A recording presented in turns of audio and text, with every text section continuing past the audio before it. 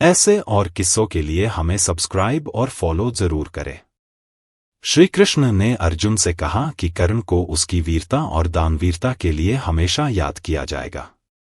ये बात सुनकर अर्जुन बोले कि वो सबसे बड़ा दानवीर कैसे हो सकता है। इस बात को साबित करने के लिए श्री कृष्ण ब्राह्मण के वेश में कर्ण के पास पहुंचे। कर्ण को प्रणाम किया। कर्ण ने उनसे वहां आने का कारण पूछा तो ब्राह्मण ने कहा कि मैं आपसे कुछ दान मांगने आया हूं।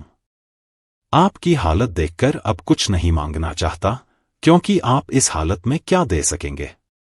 आप अब मृत्यु के करीब पहुंच चुके हैं। यह सुनकर कर्ण ने अपने पास पड़े पत्थर से अपना सोने के दांत तोड़कर ब्राह्मण को अर्पण कर दिए। इस दानवीरता से प्रसन्न होकर श्री कृष्ण अपने वास्तविक रूप में आ गए और कर्ण को वरदान मांगने को कहा। कर्ण ने श्री कृष्ण से कहा कि आप ही मेरा अंतिम संस्कार करें और मेरे वर्ग के लोगों का कल्याण करें। कर्ण की मृत्यु होने के बाद श्री कृष्ण ने उसका अंतिम संस्कार किया। कर्ण और दुर्योधन की दोस्ती के किस्से तो काफी मशहूर हैं। कर्ण और दुर्योधन की पत्नी दोनों एक बार शतरंज खेल रहे थे। इस खेल में कर्ण जीत रहा था, तभी भानुमति ने दुर्योधन को आते देखा और खड़े होने की कोशिश की। दुर्योधन के आने के बारे में कर्ण को पता नहीं था, इसलिए जैसे ही भानुमति ने उठने की कोशिश की, कर्ण ने उसे पकड़ना चाहा। भानुमति के बदले उसके मोतियों की माला उसके हाथ में आ गई और वह टूट गई। दुर्योधन तब तक कमरे में आ चुका था। दुर्योधन को देखकर भानुमति और कर्ण दोनों डर गए कि दुर्योधन को कहीं कुछ गलत शक ना हो जाए, मगर दुर्योधन को कर्ण पर काफी विश्वास था। उसने सिर्फ इतना कहा कि मोतियों को उठा लें। महाभारत के युद्ध में उडुपी के राजा ने निरपेक्ष रहने का फैसला किया था। उडुपी का राजा न तो पांडव की तरफ से थे और न ही कौरव की तरफ से। उडुपी के राजा ने कृष्ण से कहा था कि कौरवों और पांडवों की इतनी बड़ी सेना को भोजन की जरूरत होगी और हम दोनों तरफ की सेनाओं को भोजन बनाकर खिलाएंगे। 18 दिन तक चलने वाले इस युद्ध में कभी भी खाना कम नहीं पड़ा। सेना ने जब राजा से इस बारे में पूछा तो उन्होंने इसका श्रेय कृष्ण को दिया। राजा ने कहा कि जब कृष्ण भोजन करते हैं तो उनके आहार से उन्हें पता चल जाता है कि कल कितने लोग मरने वाले हैं और खाना इसी हिसाब से बनाया जाता है।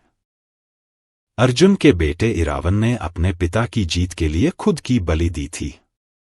बलि देने से पहले उसकी अंतमी इच्छा थी कि वह मरने से पहले शादी कर ले, मगर इस शादी के लिए कोई भी लड़की तैयार नहीं थी, क्योंकि शादी के तुरंत बाद उसके पति को मरना था। इस स्थिति में भगवान कृष्ण ने मोहिनी का रूप लिया और इरावन से न केवल शादी की बल्कि एक पत्नी की तरह उसे विदा करते हुए रोए भी। अभिमन्यु की पत्नी वत्सला बलराम की बेटी थी। बलराम चाहते थे कि वत्सला की शादी दुर्योधन के बेटे लक्ष्मण से हो। वत्सला और अभिमन्यु एक दूसरे से प्यार करते थे। अभिमन्यु ने वत्सला को पाने के लिए घटोत्कच की मदद ली। घटोत्कच ने लक्ष्मण को इतना डराया कि उसने कसम खा ली कि वह पूरी जिंदगी शादी नहीं करेगा।